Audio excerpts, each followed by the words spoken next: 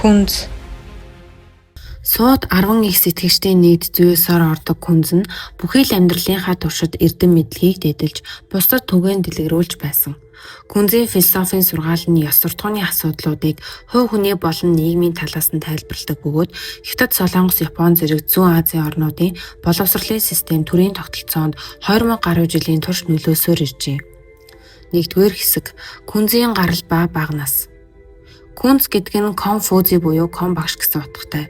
Тэрээр манай эртний өмнөх 551 онд Лугийн хаант улс буюу одоогийн Хятад улсын зүүн хэсэгт орших Шаньдуй мужид төржээ. Күнзийн өвөг дээдсэн Сүн улсын язгууртны удам угсаа байсан хэдий ч доройтон буурсаар Сүн улсаас зугатан Лу улсад дагаар ирж суусан гэдэг. Гэсэн ч түүний эцэг Шүүл Анхай нэр алдартай цэргийн дайчин гэр байсан бөгөөд 2 удаа гавьяа байгуулж түшмэлийн алба хашиж байжээ. Харин түүний хувийн амьдрал тийм ч сайхан байгаагүй бөгөөд Шүүл Анхай залуу наснда эхнэр авч 10 охинтой болсон ч сэтгэл нь ханахгүй хүүтэй болохыг хүссээр байв. Түүний 2 дахь эхнэрээс нэгэн хөвгөн төрсөн боловч гай зовлон таарч дахир дутуу төрсөн гэдэг. Ийхүү далаад насандаа дахин эхнэр авахар шийдэж эрүүл чирэг сайн хөвгөнтэй болохыг хүссэн тул удам сайтай гэр бүлийн залуу бүсгийг сонгох хэрэгтэй байв. Тиймээс цэвэр ариун 3 охинтой Йенийг гэрт очиход тэдний аав болон өвөө нь Шүүл Анхайг эрт үед өвөг дээдсэн угсаа залгамжилсан хааны удмын үр сад байсан гэдгийг бодолцсон үзэж бага охин Чинцайг эхнэр болгон өгчээ. Чинцай хөвшин жанжинтай гэрлэж удалгүй бие давхар болсон бөгөөд нэг өдөр тэрээр нэггүй хэмээх ууланд орших шүтээнд очиж сүсгэлэн залбираад буцаж ирсэн шөнөө тэр хүүгийнхээ ирээдүйн талаар зүудэлсэн гэдэг. Түүний зүйд нь сүр жавхлантай 5 хөвшин өвгөн орж ирсэн бөгөөд түүнд чиний хүү бусдаас илүү мэрэгэн ухаантай болох ба тэр хаан ширээгүй хаан болох болно. Түүнийг ялан модтой хүндэд төрүүлээрэ гэж хэлснийг ном зохиолд тэмдэглэн үлдээсэн байдаг. Ингээд Чинцай өмнө зүгт орших ялан модтой хүндийн агууд очиж манай эртний өмнөх 551 онд их сэтгэгч Күнзийг төрүүлжээ. Түүний төрсэн цаг үеийг энэтхэгт Буддаа төрсэн цаг үетэй нэг гэж үздэг. Харамсалтай нь Күнзийг 3 настай балчир байхад эцэг нь тэнгэрт хайлж бэлэвсэрч хоцорсон 3 эхнэр өнчөрч үлдсэн 10-аад хүүхдүүд нь эд хөрөнгийн маргаанаас болж өдөр ирэх тусам эвдрэн хагарч байсан тул Күнзийн их Чинцай хүүгээ аван гэрээсээ явав. Залуу их зовлон зүдгүүр туулсаар хүүгээ өсгөж 90 цент дөнгөж хүргээд 17 настайд нь өөрөө тэнгэр талсан байна. Эцэг эхээс эрт өнчирсэн залуу хүү хорвоогийн хатуу зовлонг туулсан бөгөөд амьдралын эрхээр хар бор ажилд нухлагдаж явжээ. 2 дугаар хэсэг.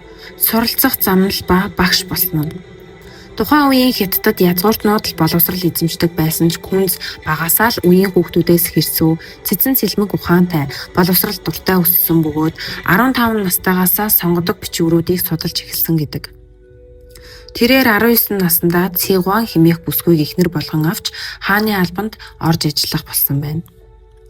Үүний дараа Күнз 21 настайдаа буюу манай эртний өмнөх 530 онд өөрийн сургуулийг байгуулж бичиг үсэг, ёс суртахуун, бие авч явах зэрэг суур мэдлэгийг зааж эхэлжээ.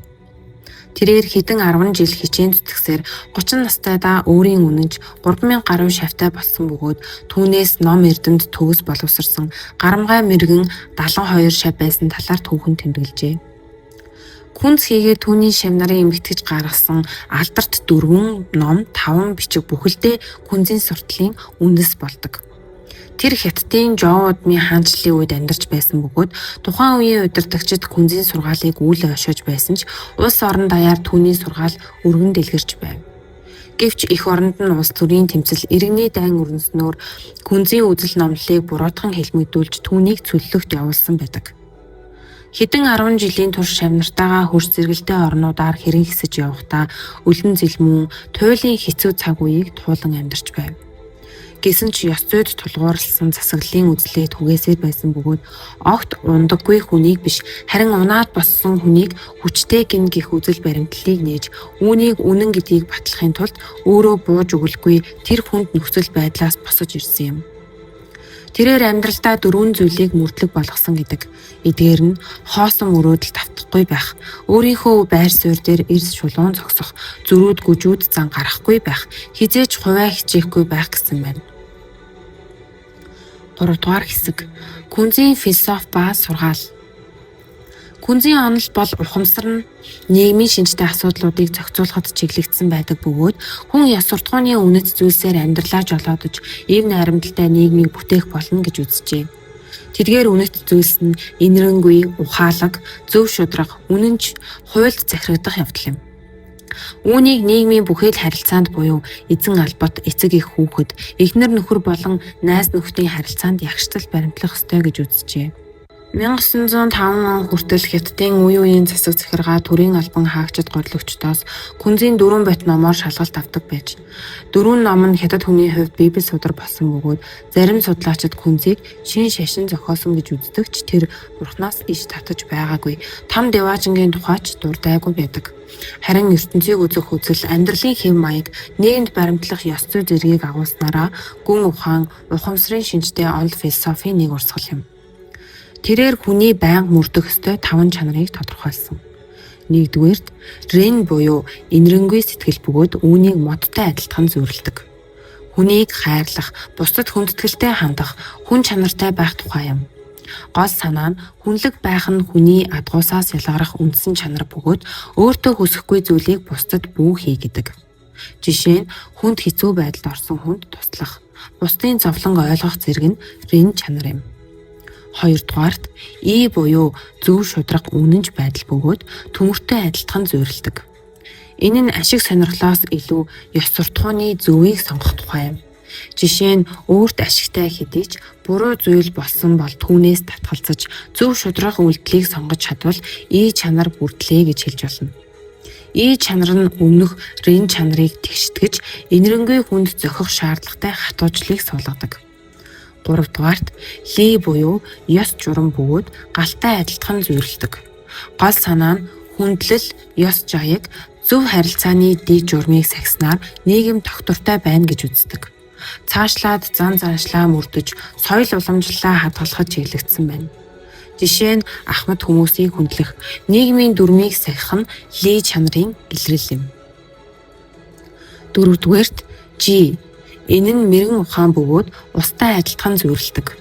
Уян хатан шийдвэр гаргах, ухаалаг мэрэгэн санаа дэвшүүлэх, эрүүл ухаанаар асуудлыг шийдэх, үр дагаврыг нарийн тооцоолдог байх чанар юм. Гол санаа нь зөвийг буруугаас ялгаж ойлгох ухаан бөгөөд үүнтэй холбоотой күнз алдаагаа ойлгож засах талаар мөн заасан байдаг. Энэ чанар нь И буюу шулуун шударга байх чанарыг дийсэлж, гүжүүд зөрүүд чанарыг хязгаарлаж, мулгуу байдлыг дарж чаддаг. 5-дугаарт Син буюу чин сэтгэл бөгөөд газар шороотой адилтхан зөвөрлөдөг. Хэлсэн үгэндээ хүрэх, амарсан зүйлээ биелүүлэх, ар өөрийн бодолгүй, хоёргүй сэтгэлээр хандах, хар санаагүй байх чанар юм. Гол санаа нь итгэлцэл бол хүний харилцааны үндэс гэж үздэг. Ли буюу ёс уламжлалаа мөрдөх чанарыг тэгштгэн зохицуулж, нүүр хуурах үзэгдлээс сэргийлдэг байна. Эдгээр 5 чанарыг Күнзийн сургаалд салган тусгаарлаж үздэггүй бөгөөд нэгдмэл нэг цул ойлголтод багтдаг. Сэтгэл зүйн хувьд үүргээ ухамсарлах нь хүмүүжилтэй, хүний соёлтой амьдралын утга учир гэж тайлбарлаж болох юм. Күнзийн хэлсэн гол сургаалуудыг авч үзэхэд энэхүү 5 чанарын шинжийг агуулсан, тэдгээрийг эзэмших аргыг заасан мэт санагддаг. Тухайлбал, жинхэнэ алдаа бол алдаагаа засахгүй байх. Хэлсэн үгээ хэрэгжүүлэхгүй болоозай хэмээн өвөг дээдс нь дуугүй байхыг чухалчилдаг. Хурдан удаан байх нь хамаагүй, гол нь зогсолтгүйгээр урагшлах хэрэгтэй. Хэрвээ та зөв зам дээрээ байгаа бол хизээ нэгэн цагт зорьсон газраа хүрнэ. Амьдралынхаа турш хийсэн бүхэндээ зүрх сэтгэлээ бүрэн зориул. Бүх зүйлийг чин сэтгэлээсээ хий. Эсвэл огт бүү хий. Ажил үйлсдээ өөрийн бүх боломжоо шавхаж чадвал дараа нь харамсах зүйлгүй амьдрах болно. Гэх мэтчлэн олон алдартай үг хэлсэн нь дэлхий даяар тархжээ. 4-р хэсэг сүүлийн жилүүд ба түүний нөлөө. Күнз нийтийн тооллын өмнөх 479 онд 73 наснда өөрийн төрсэн газартаа ирж тэнгэрт хэлжээ.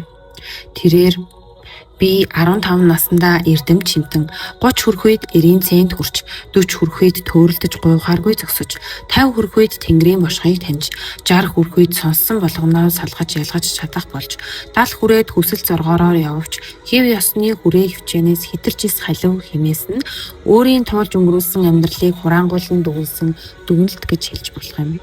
Мөн тэр би бүтээдэггүй, дамжуулдаг гэж хэлсэн нь эрх мэдлээс өөрийн дураар ангижрагч агаад туйлын даруй занган илтгэнэ. Түүнийг нас барахад шавь нарын зарим нь 3 жилийн турш гашуудан суусан бол зарим нь 6 жил түүний шарилыг тойрон суусан гэдэг. Түүний шавь нараас хідэн алдартай багш болж улсынхаа өндөр албан тушаалыг хашиж байжээ. Мөн түүний сургаалуудыг шавь нар нь хожим Лин Нью хэмээх эмхэтгэлд бичиж үлдээсэн байдаг. Күнз амьд ахуйдаа тиймж алдартай байгаагүй ч нас барснаас хойш түүний сургаал төрийн үзэл болсон. Күнзийн үзэл санаа зөвхөн Хятадд төдийгүй зүүн өмнөд Азийн улсуудын нийгмийн тогтолцоо хөгжлийн хурцсуур үнэт зүйлсийг бүрэлдүүлэхэд нөлөөсөөр байж. Мөн Хятадын боловсролын яамнаас күнзийн хүрээлэн гэж Хятад хэл сурах соёл түгээх төвүүдийг сүлжээ хэлбэрээр дэлхийн орнуудад нээн ажилуулж байна. Анх 2004 онд Солонгосын Сөүл хотод нээж байсан бол Монголд 2007 онд Монгол Улсын их сургуулийн дэргэд Күнзийн институт байгуулагдсан. Идүүгээр дэлхийн 126 оронд Күнзийн институт үйл ажиллагаагаа явуулдаг ажээ. Күнзийн төвүүд бол үндсэндээ Хятад улсын гадаад зөөлөн бодлого хэрэгжүүлэгч юм. Дэлхийд дахны Күнзийн институтын их хурал жил бүр Хятадын айл нэг хотод ээлжлэн зохион байгуулагддаг байна. Мөн 1954 оноос Хятадд Күнзийн мэндэлсний ойг улсын баяр болгон тэмдэглэж байна.